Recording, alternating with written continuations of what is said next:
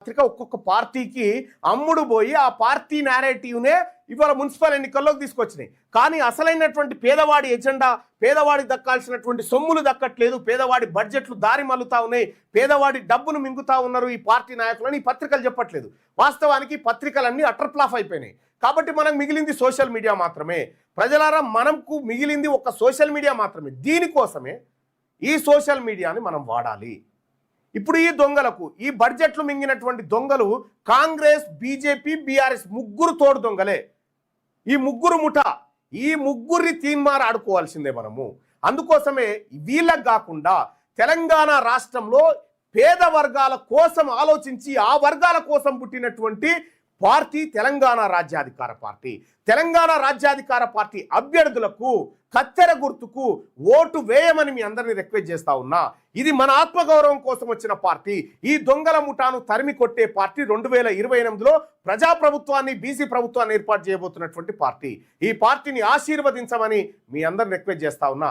నేను కూడా మళ్ళన్న మున్సిపల్ ఎన్నికల్లో ఎజెండా లాగుల తొండలు కదా, మరి మీరేమో లెక్కలు చెప్తున్నారంటే నేను ఆ తొండల గురించి మాట్లాడమంటే ఇంకా పెద్దగా మాట్లాడగలుగుతా. కానీ ప్రజలకు కావాల్సింది తొండలు, చెప్పు దెబ్బలు కాదు. ప్రజలకు కావాల్సింది లెక్కలు, జవాబుదారితనం. ప్రజలకు కావాల్సింది అకౌంటబిలిటీగా. వీటిని తప్పించుకొని మోసం చేసినటువంటి రేవంత్ రెడ్డి 42% రిజర్వేషన్ నేను ఇయ్యా, ఏం బీక్కుట్రో పీక్కోపోరి అని చెప్పి బీసీల మీద సవాల్ వేసిండు కదా రేవంత్ రెడ్డి.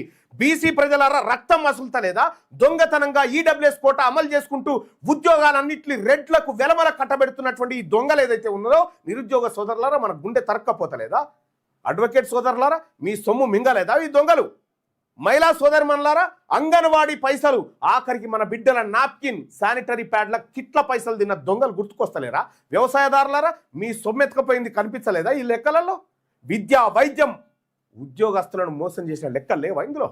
లెక్కలు కదా మాట్లాడాల్సింది. అందుకోసమే లెక్కలు చెప్పినా. దయచేసి విఘ్నులైనటువంటి ప్రజలారా ఆలోచించండి. తెలంగాణ రాజ్యాధికార పార్టీ అభ్యర్థులు నీతిగా, నిజాయితీగా రైట్ టు రీకాల్ తీసుకురావడం కోసం ఎన్నికల మేనిఫెస్టోలో కూడా పెట్టడం జరిగింది. రైట్ టు రీకాల్, మీరు ఓటు వాపస్ తీసుకునేటువంటి హక్కును మేము ఇస్తాం. మేము మీకు పైసలు ఇవ్వకపోవచ్చు, కానీ మంచి జీవితాన్ని ఇవ్వడానికి వచ్చినాం. మంచి జీవితాన్ని మీకోసం, మీ పిల్లల కోసం ఇవ్వడానికి తెలంగాణ రాజ్యాధికార పార్టీ ఎన్నికల్లోకి వచ్చింది. దయచేసి ఈ పార్టీని ఆశీర్వదించమని కోరుతా ఉన్నా. ఇప్పుడు కాంగ్రెస్ పార్టీలో ఉన్న బీసీని గెలిపిస్తే గాంధీ భవన్కు జీతగాడవుతాడు. బీఆర్ఎస్లో ఉన్నటువంటి వాడిని గెలిపిస్తే కేసీఆర్ ఇంటికాడ గులాం చేయడానికి బానిస అవుతాడు. బీజేపీలో ఉన్నటువంటి వాడిని గెలిపిస్తే బీజేపీ భవన్ కాడ అడుక్క తినటువంటి జీతగాని లెక్క అవుతాడు. అదే తెలంగాణ రాజ్యాధికార పార్టీ అభ్యర్థిని గెలిపిస్తే మీ జీతగాడవుతాడు, ప్రజల జీతగాడవుతాడు, ప్రజలకు అకౌంటబుల్గా పనిచేస్తాడు, మీ కష్ట సుఖాలలో పాలు పంచుకుంటాడని చెప్పి తెలియజేస్తా ఉన్నా. ఇక రెండో విషయం చెప్తా ఉన్నా, చాలా అత్యంత కీలకమైంది.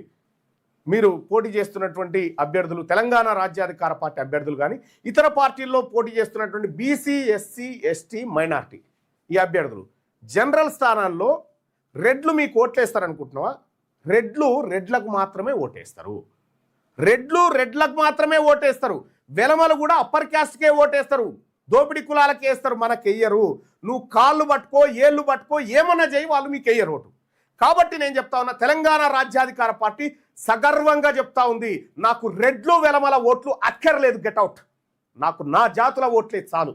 నా జాతుల ఓట్లే 195 ఉన్నాయి. నేను ధైర్యంగా చెప్తా ఉన్నా, రెడ్లు వెలమ రేపు పొద్దుగా మా ఓట్లతోనే మీరు గెలిచిరండి, మీ పిడికే ఓట్లు లేవులట పీసాడ, 103 ఓట్లు లేవు, మీ ఓట్లు మాకెందుకు రాబాయ్?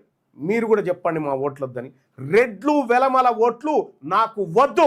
నా కత్తెర గుర్తు మీద మీ కన్ను కూడా పడవద్దు, మీ ఓటు కాదని చెప్పి తెలియజేస్తా ఉన్నా.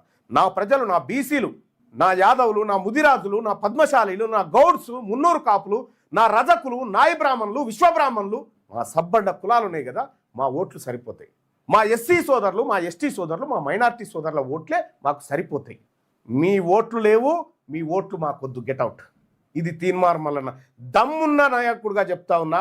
ఎవడైనా ఒక పార్టీ నాయకుడు బీసీలను మోసం చేసిన కాంగ్రెస్ కానీ, లేకపోతే బీసీలకు అన్యాయం జరుగుతుంటే బీసీల సొమ్ము దొంగతనంగా తిని బలిసినటువంటి బీఆర్ఎస్ కానీ, వీళ్ళిద్దరికి తోడు దొంగగా, మూడో దొంగగా చేరిన భారతీయ జనతా పార్టీగా ఈ మాట చెప్పురి. నేను చెప్తా ఉన్నా, రెడ్లు వెలమల ఓట్లు నాకొద్దు. ఓపెన్గా చెప్తా ఉన్నా, నేను నా జాతి ఓట్లతోనే వస్తా, నా జాతుల ఓట్లతోనే అధికారం వైపు వస్తా. రాసి పెట్టుకోండి.